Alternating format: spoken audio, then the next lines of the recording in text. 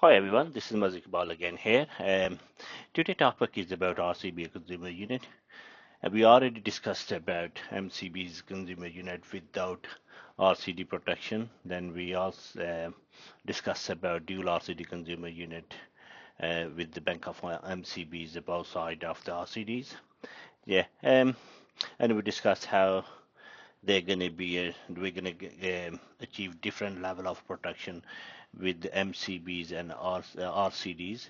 So, but we did have some segregation issue with the RCD consumer unit. So we're going to be obviously we're going to be discussing about RCBO consumer unit today. So um, we're going to describe how we can overcome on this segregation issue when we use RCBOs in our consumer unit.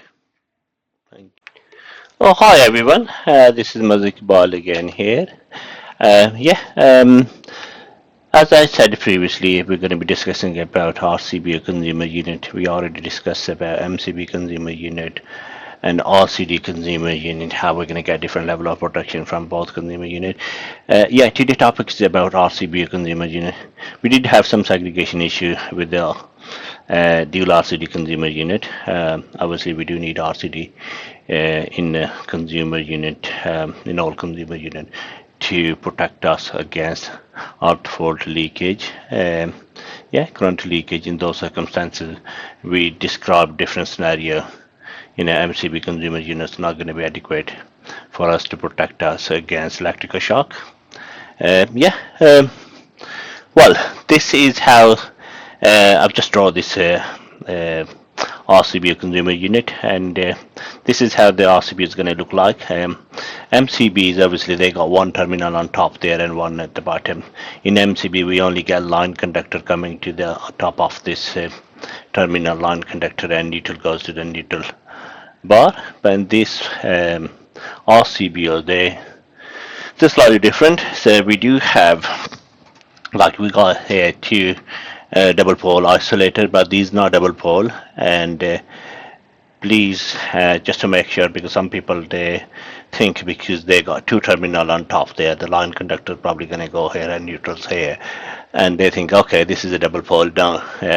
What I meant by double pole, then when you flick this switch up, it should disconnect line and neutral both by RCBOs. Most of the RCBO, most of the supplier these days, where you get your RCBOs, they're going to be a single pole, unless you ask someone specifically you need a double pole RCBOs, such as you need to have your EV charger installed outside your house.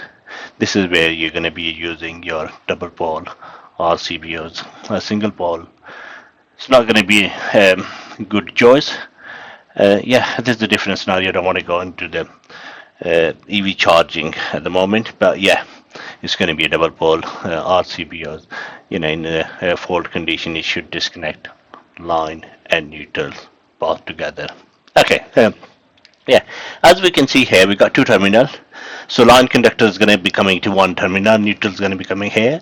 So that what I meant by is we got three core cable, sorry, twin and earth cable. So as I said, in MCB line conductors, that's going to go to in MCB top terminal, such as this one. We got this one MCB in between these RCBOs.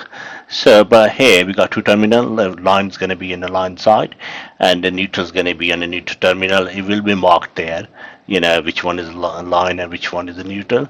So we will have L or N written somewhere there. So you need to make sure your color, the brown cable, that should go in the line terminal, and blue cable that needs to go in the neutral terminal. Yeah, yeah, this is how this RCBO consumer board is going to look like. Okay, this side, the right side of this consumer unit, I added one MCB just to give a supply to this surge protection device, because this is not going to be connected to the bus bar. Previously, we had a consumer unit where we had this surge protection device right in between of these, in between the MCBs, but you can find some supplier, they do have surge protection device which can be placed on top of the bus bar. But yeah, it depends. It varies supplier to supplier. So yeah, but this RCBO, I'm just going to give you the different example. So where this uh, type 2 SPD is going to be placed. Okay, yeah. Um, okay, let me explain why we need RCBO consumer unit. This is what you're most likely interested. You know about MCB consumer unit, and you had some issues in terms of current leakage where MCB consumer unit is not going to be a good choice to detect the small current leakage, and which is not going to trigger MCB. It's not going to disconnect the circuit. But yeah, in RCD, obviously the detect imbalance, it will detect if there is any slight imbalance in between current. If there's, as I given example previously, 7 amp is quite due to circuit, and coming back 6 amp. This is where the 1 amp is missing. It doesn't have to be a 1 amp. It could be slightly less. It could be slightly more. It could be a half amp. It could be less than a half amp, because yeah, these RCDs, they detect in milliamps. So this is where they're going to trigger if there is any imbalance between the um, incoming supply and going back to the consumer unit.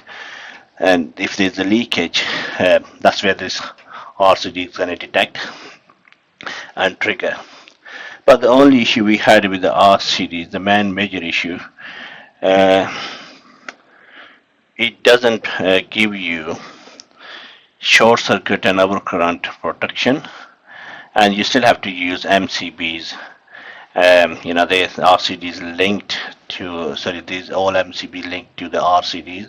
So in those circumstances, if there is a problem with one of the circuit, then you end up losing half of the board electrics. Whereas, you don't want to have, and you don't want to put yourself in a situation where you got a problem with one breaker and you got your heating off, your freezer is off. The problem with the lighting circuit. So this is where this RCBO, that's going to give you both.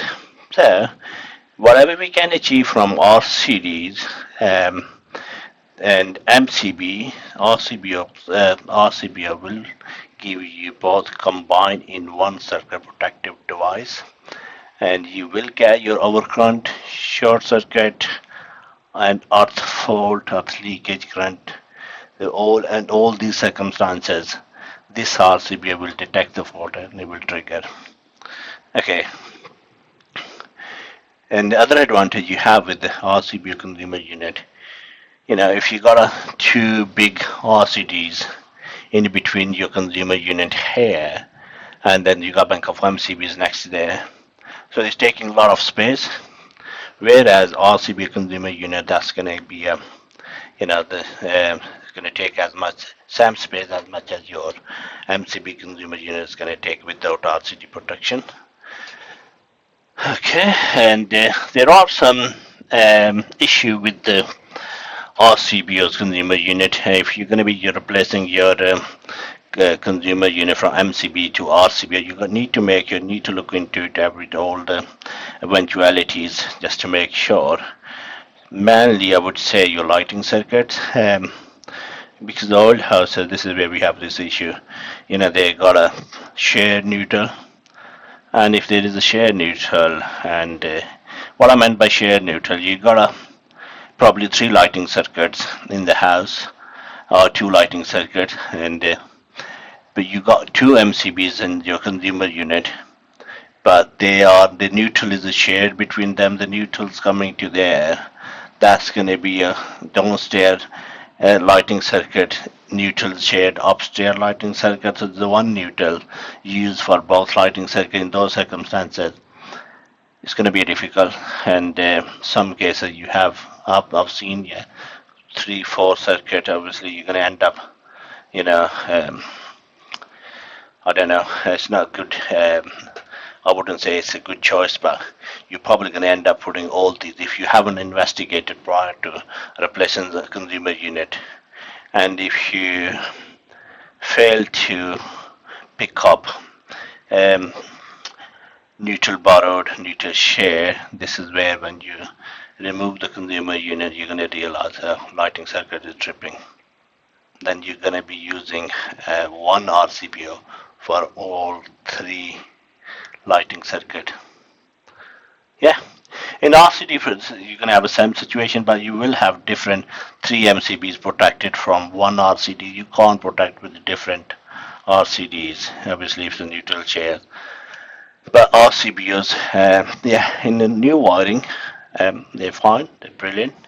You can use them. And the old wiring, you need to make sure, if there is any problem with the wiring, yeah, you need to make sure there shouldn't be any issue later on in terms of neutral conductor.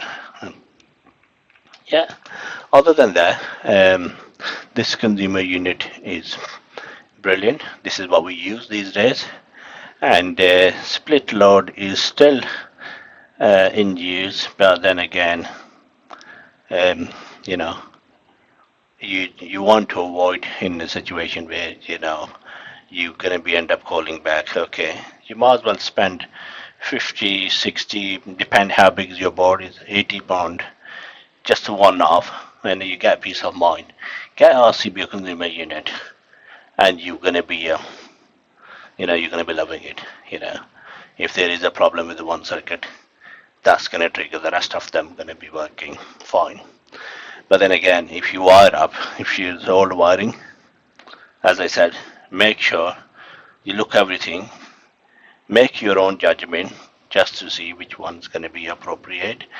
You might have a problem where you got a one socket circuit going all over the house, and it might be feeding to your kitchen, your downstairs and upstairs.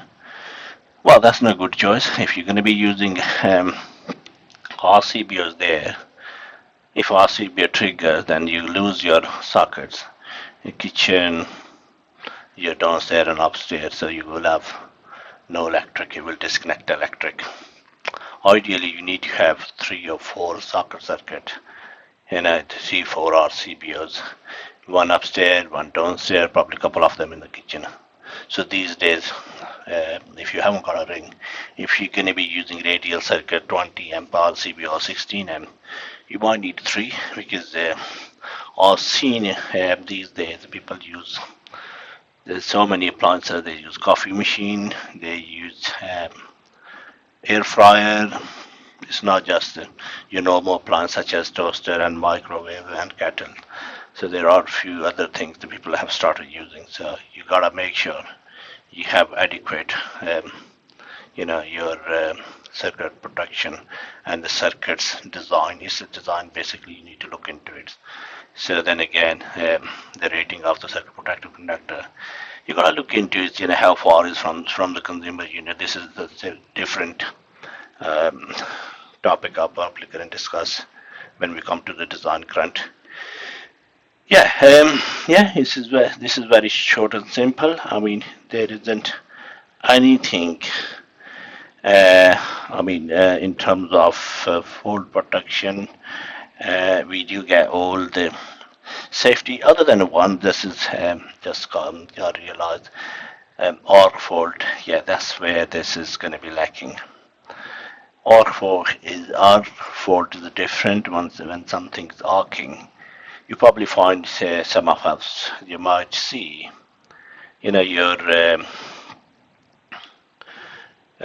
could be your if you got electric shower, so electric shower, they're gonna heat up, the switch is gonna heat up, the pull cord is gonna heat up when you take them out. They've been arcing, and these RCBO, they might not detect arc fault. In those circumstances, arc fault detection device, that's going to be something you need to have. This is where we're heading toward, unfortunately. These RCBO, they're okay, they're still in use, but arc fault detection device, that's going to be something we're probably going to be using in future, but we need to learn how to use electric before. Obviously, if you got your switch on, already switch your extension on, if you try to push the plug in, if it's a small arc, it might trigger your arc detection device. At the same time, there are some issue with in terms of dimmers and transformers, these sensitive equipment. Obviously, they're gonna look into it, and they will come up with some sort of solution. Yeah. This is very good consumer unit, and just to show you how we're gonna how we're gonna wire this consumer unit. So we got this main supply cut out coming to our house, and then we got this line cable where we got this isolator. So this is the supplier cutout fuse. Sorry, I said isolator, yeah. Cutout fuse, and to disconnect this side of this line connector, we need to, when I say we need, obviously that's the supplier, they need to come out, and it depends where you live, where part of the country you live, but in most of the supplier, they wouldn't be happy if you pull their fuse, their equipment, such as this cutout fuse out. Yeah, but we shouldn't take a risk anyway, because this doesn't belong to this is where our limitation. We shouldn't be working on supplier side if there is anything goes wrong, so we're going to be liable because we working on their system without their permission. Okay, yeah, there could be issue sometime. Sometimes you working on here, it might not be a supplier, it could be your energy supply, energy bill, which there could be different. In West Midland, we got National Grid. They're the one of our main network distribution supplier. But the energy supplier could be anyone. We got so many energy suppliers. So with there could be issue. They got smart meter, and when you're trying to pull this fuse out to replace this consumer unit, if there is any arc, anything goes wrong, that could have their fuse in there that might trip. And obviously you're not going to be able to fix it, and if you fix it, you're probably going to be breaking seal there. You already broke here, and you're going to be breaking here as well, where you can be obviously there can be you can put yourself into trouble, because of tampering with their equipment, with the meter and National Grid equipment. Okay, yeah. This is what we're going to have. We got line cable coming here, neutral cable, then we have this line cable. So this line cable going to the line side of the double pole isolator main switch. Then we got neutral cable right next to it. That's going to the neutral side, and we got this cable at the bottom, and that's feeding to our neutral terminal on top there. Then we have, if because this DNS system, and this is why we got this cable connected here. It could be here as well, because they got ring in there, and that's still going to be TNS system. But if this is not TNS, sometimes they will label their PME system, because this is converted from TNS to PME. But yeah, you just need to use your judgment, and sometime you have to look into what's there. Yeah, okay. Yeah, we got this terminal, and then we got this bus bar. This bus bar, obviously, we got this line cable coming to meter to our man switch, and from man switch, this is linked. This bus bar is linked to all these RCBOs and this MCBs. Okay, now we're gonna have these cable from each RCBO. They're gonna be because RCBO have neutral cable linked to. Prior to this, we had a functional auth cable as well, but yeah, some RCBO will still fine with the functional auth, the second cable with the neutral cable, which is going to go to that thing terminal. But here we only got one cable, and most of the suppliers, they started doing just a neutral cable, and which is going to go to neutral terminal that comes with the RCBO. It's like a tail. MCB, with the MCB you don't have any cable, but with the RCBO, because this needs to be connected to the neutral terminal. Now the cable we're going to be installing twin and north, that's not going to go to this terminal here, neutral cable, and obviously this RCBO tails will be connected here, and this is where this is our neutral cable is going to get a connection. Yeah. Yeah, this cable obviously is the back of this MCB that's connected to the neutral terminal. For this one, this is second one's connected there. We got third one, and we got fourth one, fifth one, and sixth one doesn't have. This is obviously this one SPD. That's gonna have a neutral connected to our neutral terminal.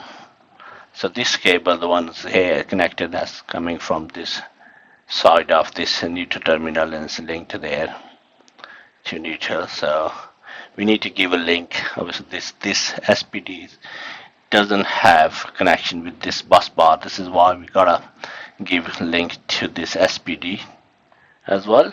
Okay, but before we give a link, this earthing terminal, sorry I didn't forgot to mention that needs to go to the earthing terminal as well.